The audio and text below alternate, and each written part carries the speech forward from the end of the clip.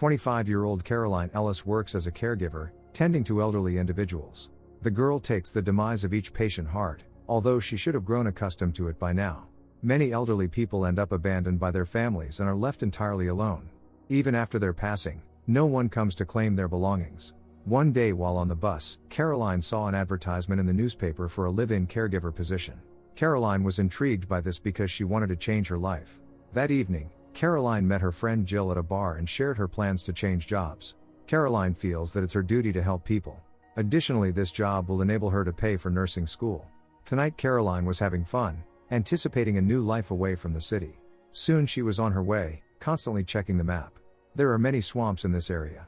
It's evident that guests are not welcome on private property. Caroline felt mixed emotions upon seeing the gloomy old mansion. Caroline timidly entered, calling out to the homeowners. Inside, the atmosphere was even gloomier than outside. Those who live here obviously like their solitude.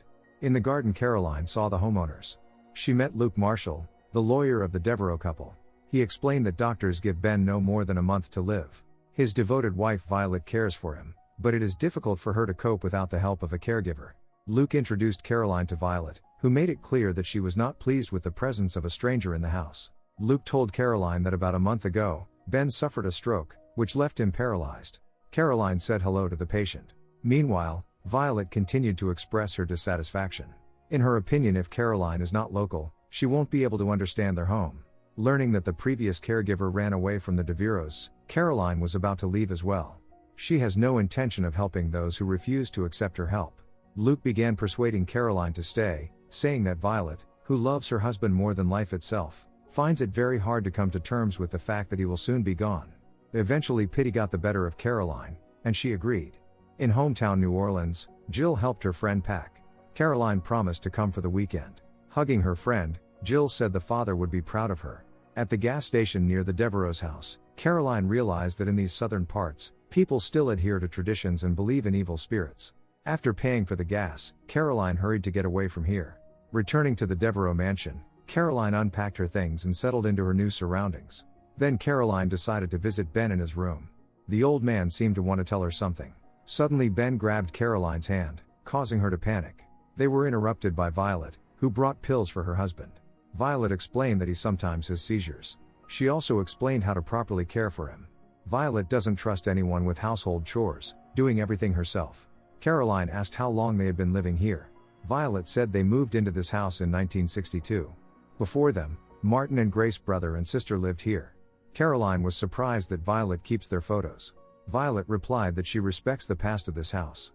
The house has over 30 rooms, most of which are filled with antique items. Violet gave Caroline the universal key to all the doors. Caroline noticed that there wasn't a single mirror in the house. Violet said that any old woman wouldn't want to see her wrinkled face day after day, so they removed all the mirrors. Violet made it clear that she would continue to live as if there were no outsiders here. When Violet asked Caroline about her family, she replied that the mother had left her a long time ago, and the father had passed away a year ago. Caroline began her duties, taking care of Ben. While Violet worked in the garden, Caroline walked with Ben nearby. Violet asked the caregiver to bring seeds from the attic. Taking the universal key, Caroline went up to the top floor. It was dark here, as it was throughout the house. Suddenly Caroline's attention was drawn to the sounds of footsteps. Could there be someone else here? The old door creaked, just like the floorboards. Caroline noticed that the items on the shelf near the wall were shaking. It turned out to be not a wall, but a locked door. Caroline tried to open it with the universal key when suddenly the door behind her swung open by itself. Grabbing the box of seeds, Caroline hurried downstairs and ran into Violet, who didn't understand why the girl was taking so long. When Caroline asked about the door in the attic, Violet replied that no one had ever been able to open that door. Violet has no idea what's behind it. Caroline knows that when Ben had the stroke, he was in the attic. Was it just a coincidence? It was raining heavily at night, and a storm began. Caroline woke up to strange noises. The house is old, so maybe the sounds are coming from the building itself. However, Caroline could clearly feel the presence of someone else. Checking Ben's room and not finding him in bed, Caroline began to open the door of every room in a panic. The caregiver was shocked to see through the window Ben crawling on the roof. Caroline begged Ben not to move, but he continued to climb forward and eventually fell. Caroline immediately rushed outside, as did Violet. Caroline doesn't understand what's happening, as Ben is paralyzed and supposedly can't move. Violet ordered the caregiver to quickly bring the wheelchair. In Ben's room, Caroline saw a flower pot lying on the floor and a sheet with the words "Help me." Obviously Ben wrote it. Hiding the sheet, Caroline helped Violet settle Ben into the wheelchair. He looked at her, silently asking for help. The next morning, Caroline tried to understand where Ben wanted to get to. Luke Marshall already knew what had happened and arrived at Violet's request. The guy can't understand how Ben was able to even get up. Caroline showed Luke the sheet, but there were no writings on it anymore.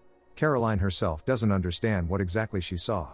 The girl shared with her new acquaintance that some time ago she dropped out of college, which caused a serious argument with her father. They never managed to reconcile. Caroline had no idea he was fatally ill. Since then, she has wanted no elderly person to feel lonely. Now Caroline is sure that Ben needs help, but it's not the help of a caregiver. Their conversation was interrupted by Violet, who was ready to discuss the estate situation with the lawyer. Before leaving, Luke left Caroline his business card. Later, while Violet was tidying up the garden after the night storm, Caroline went up to the attic and, using her hairpin, managed to unlock that very door. Inside were vessels with formalin and something preserved, as well as numerous taxidermy specimens and an old album containing black and white photographs and incantations. Caroline's attention was drawn to a golden ring in the shape of 3 snakes. Meanwhile, Violet called out to Caroline, asking if she wanted sweet tea. But Caroline didn't hear her, engrossed in studying the sacrificial rituals. Something sinister was clearly happening in this place. Upon hearing footsteps and the creak of the door, Caroline hurriedly left the room and hid in the attic. Violet entered, continuing to call the caregiver by name. Caroline sat quietly, not daring to move. Violet never noticed her. When the homeowner left, Caroline discovered an old mirror under the sheet. Returning to town for the weekend, Caroline listened to a record she found in the Devereaux's attic. It seemed to contain the words of some ritual. Jill noticed that her friend was troubled by something. The girls went to a nightclub to distract themselves. After a few cocktails, Caroline told her friend about what she had seen in the Devereaux's house. Jill in turn said it sounded like witchcraft. Jill's aunt is into such things and frequents a shop where related paraphernalia is sold. Jill showed Caroline where the shop was but didn't want to get involved in anything like that. Returning late at night, Caroline first made sure Ben was okay. When Violet saw a mirror in her husband's room the next morning, she dropped a vase of roses in surprise. Violet reminded Caroline of the rule: there were to be no mirrors in this house. Caroline admitted to seeing that very room. Now she wants to hear an explanation, otherwise she will leave this house immediately. Lighting a cigarette, Violet recounted that 90 years ago, a banker named Thorpe lived in the house, amassing wealth by deceiving the poor. The rich man had servants in the house, including a black guy named Justify, who was interested in witchcraft, as was his wife Cecile. Once, Thorpe threw a party in his house to celebrate the anniversary of his bank. At some point, someone noticed that Thorpe's children had not been seen for a long time. The guests turned the search into an exciting game when suddenly someone heard sounds from the attic. There were Thorpe's servants trying to teach Grace and Martin magic. Seeing this, the guests became enraged and decided to take justice into their own hands. This happened in front of the brother and sister. Of course there were rumors afterward, but due to Thorpe's power and money, the case never went to court. Eventually the bank went bankrupt, and Thorpe took his wife's life out of grief and then his own. Thorpe's children lived in that house until 1962 before selling it. According to Violet, you can still see the ghosts of the servants in the mirrors. Naturally, Caroline doesn't believe in this. Violet was sure that after hearing this story, Caroline would leave like all the other caregivers, but despite everything, she decided to stay, continuing to help Violet around the house and care for Ben. Upon seeing Caroline's little mirror, Ben panicked. She could barely calm him. Could there really be ghosts in this house? Later, Caroline told Violet that she was going to town for some shopping. In reality, the girl went to the same store of magical paraphernalia, which is in the same building as the laundromat. Caroline is here because she believes that Ben's illness is caused by his belief in curses. The shopkeeper gave Caroline various concoctions. Jill thinks it's a bad idea. In her opinion, Ben is doomed, and nothing can cure him. Jill is also concerned that the friend is becoming too attached to her patients. However, Caroline believes she has the power to help Ben. It's a kind of psychotherapy. In the evening, while Violet dozed off, Caroline performed a small ritual according to the instructions she had received from the witch shopkeeper. Suddenly a lightning strike made Caroline startle. At that moment Violet woke up. Ben, who had partially regained his ability to move, begged the caregiver to get him out of here. Violet persistently knocked, demanding to open the door. Caroline doesn't understand whom or what Ben is afraid of. He pointed at the door. Using the universal key, Violet entered and demanded explanations. Caroline said that Ben had another seizure. Violet asked the caregiver to leave the room and not come back until morning. Caroline realizes that Violet is hiding something from her. At night, Caroline was haunted by nightmares about the past of this house. Upon waking up, she noticed a silhouette in the doorway and went to check it out. Caroline felt like there was someone else in this house. The next morning the rain still hadn't stopped. Caroline was scared and wanted to leave this house as soon as possible, but she couldn't leave Ben alone here. Meeting Luke Marshall, Caroline told him about the ritual paraphernalia and everything else. Luke didn't find anything unusual about it because many locals believe in magic. Nevertheless, Caroline insisted on meeting Ben's previous caregiver. Hallie told her that the previous owners of the house, wealthy brother and sister, passed away shortly after its sale. Perhaps Ben recently found it too, whatever it was. Hallie also believes that it was the wife who put a curse on Ben, not the ghosts of the servants. Luke strongly disapproves of the idea of taking Ben away from his wife, however he can't leave Caroline alone in this situation. Like Luke, Caroline doesn't believe in magic, but the locals believe and sprinkle brick crumbs around their houses as protection against evil spirits. Caroline talked to a blind local woman who told her about the most powerful spell that allows prolonging life by taking away the unspent years from another person. It was Justify who discovered this spell but didn't get to use it. For his part, Luke is ready to try to obtain a search warrant for the Devereaux house and transfer guardianship of Ben to Caroline, but she will have to return to the house and gather evidence of cruel treatment. The girl did just that. While Violet was trimming her husband's hair for the ritual, Caroline went to her room and discovered that the record was missing. Caroline went to the shed in the garden and gathered brick crumbs to sprinkle around her room. After that, Caroline asked Violet to come into the room under the pretext of a leaking roof. However, the woman couldn't enter. Trying not to show her confusion, Violet said she couldn't be distracted from cooking dinner. This time Caroline didn't give Ben the medicine. Instead she poured it into the flower pot. The girl was preparing to confront the homeowner. Today Caroline and Mrs. Devereaux had dinner together. Caroline was hesitant to taste the food. Suddenly the electricity went out, and Violet went for candles. Taking advantage of this, Caroline spiked homeowner's drink with something. When Violet returned to the table, she took a sip from her glass. Caroline directly asked the woman what she had done to her husband. Violet reacted quite aggressively. Suddenly she felt dizzy and fell. Caroline declared her intention to take Ben out of this house. Violet couldn't stop her, losing consciousness. Before leaving, Caroline had to find the record or some other evidence. She found the sheet with "Help Me" written on it, as well as a strand of her own hair. Caroline took Ben out of the house in the wheelchair and put him in the car. However, they couldn't leave the property because Violet had prudently locked the gates. Caroline tried to ram it, but it didn't work. She made a second attempt, but it was also in vain.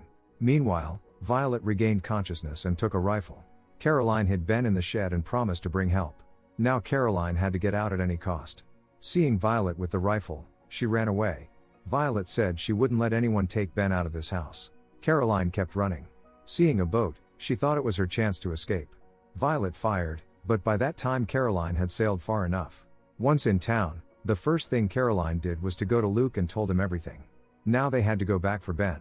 Suddenly Luke received a call from Violet, who claimed that the caregiver had harmed Ben and taken him away somewhere. Luke was going to record the entire conversation. While Luke was talking to Violet on the phone in another room, Caroline found an old phonograph, law books for beginners and her own photos. In the drawer of the desk were various amulets, as well as the snake-shaped ring and a key. Sneaking up from behind, Luke attacked Caroline, rendering her unconscious. Caroline woke up tied in the car. Luke brought her back to the Devereaux house. Violet demanded to know where her husband was. Caroline already understood that she was a more convenient sacrifice for Violet, who wanted to obtain longevity. What Caroline really didn't understand was why Luke was helping this crazy old woman. Violet couldn't let Ben escape, otherwise the police would have many questions. In tears, frightened Caroline said that Ben was in the shed in the garden. Violet left the house while Luke held Caroline at gunpoint. While Violet searched for her husband, Caroline pushed Luke away and locked herself in the room. Ben attempted to attack his wife, but it was still hard for him to move. Breaking the window, Caroline managed to escape from the house. Luke and Violet pursued her. Caroline climbed back onto the roof and sneaked into the house through the window, scattering brick crumbs everywhere, but Violet managed to reach her. A fight broke out between them, and Caroline ended up pushing Violet off the stairs. Ben intended to deal with her. Locking herself in one of the rooms, Caroline dialed 911, asking for the police and an ambulance. After that, Caroline called Jill.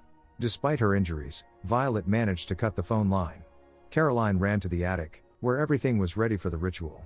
While her pursuers pounded on the door, Caroline hastily began gathering everything she needed for the protection ritual.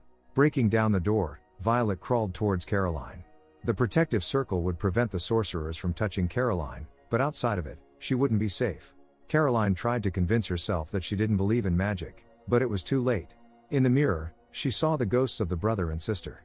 Holding a candle, Luke recited the ritual words. A complete frenzy began around them. Violet pushed the larger old mirror towards Caroline, reflecting the ghosts, knocking her out. When Caroline regained consciousness, Violet was unconscious. Taking her cigarette and lighter, Caroline lit it. That is, it's no longer Caroline. And Luke is actually Justice. They constantly seek victims to obtain new physical bodies for themselves. Previous shells for Cecile were Grace and Violet. Caroline was now in Violet's body begging for help. But Cecile gave her the same medicine she had given Ben earlier. By the way, Ben is the previous reincarnation of Justify. When Jill arrived in the morning, she saw an ambulance and police. Caroline and Luke claimed that Violet had had a stroke. In a show of support, Violet embraced her friend. Cecile played her role well. Jill was shocked to learn from the Devereaux family's pseudo-lawyer that the spouses had bequeathed the house to Caroline. Caroline in Violet's body and Luke in Ben's body were taken away by ambulance. Justify and Cecile will never leave this house. Don't forget to subscribe to our channel not to miss more exciting new products. Also, the authors will be pleased if you leave your opinion in the comments.